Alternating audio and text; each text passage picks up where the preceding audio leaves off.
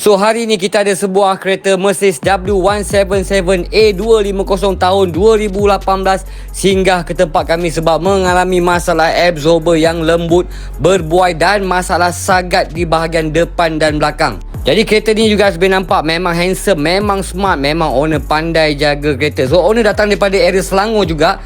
So dia cakap dengan saya bawa kereta ni memang tak sedap. Jadi saya pun ambil kereta ni dan terus test kereta ni. Betul apa yang owner cakap, rasa tu macam melantun-lantun sebab absorber ni dah lembut. Jadi selepas saya test, saya terus masuk dekat tester mesin untuk kita dapatkan berapakah bacaan ground contact yang membuatkan kereta ni rasa sebegitu. Jadi dekat sini bila kita masuk dekat tester mesin, you guys boleh nampak depan kiri 28, depan kanan 27, belakang kiri 34 dan belakang kanan 32. So bacaannya semuanya di atas 20. Sebab itulah kereta ni rasa memang tak sedap untuk bawa walaupun kereta ni baru juga tahun 2018.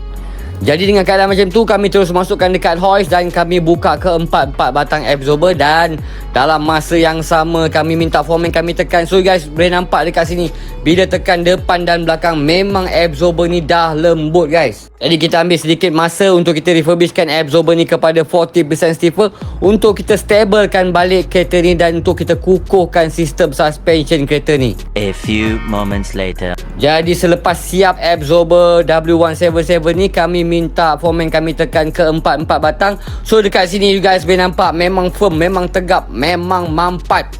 Bila kita tekan absorber ni memang akan rasa keras, tetapi tidak akan hilangkan comfort you guys. Jadi setelah semuanya siap, kami pun mulakan proses pemasangan depan dan belakang. Kemudian bila dah siap, saya ambil kereta ni dan saya test dengan owner sendiri. So owner cakap memang rasa berbeza sangat-sangat.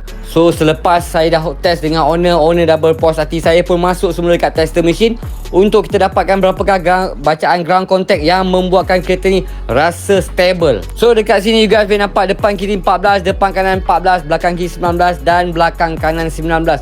So bacaannya semuanya di bawah 20, barulah kereta ni akan rasa lebih stable. Jadi itulah dia cerita untuk Mercedes W177A250 tahun 2018. So kepada you guys kat luar sana yang menggunakan model yang sama, tak kisah hatchback ataupun sedan, kalau ada masalah absorber yang berbuai-buai, ada bunyi-bunyi ataupun rasa tak sedap untuk drive, boleh settlekan dengan caranya. You guys boleh masuk dekat link bio saya ataupun Roger nombor yang tertera di paparan skrin. Jadi insyaAllah kita akan jumpa lagi dalam video seterusnya guys. Yang paling penting kekalkan original absorber. InsyaAllah jumpa lagi. Bye bye. Assalamualaikum.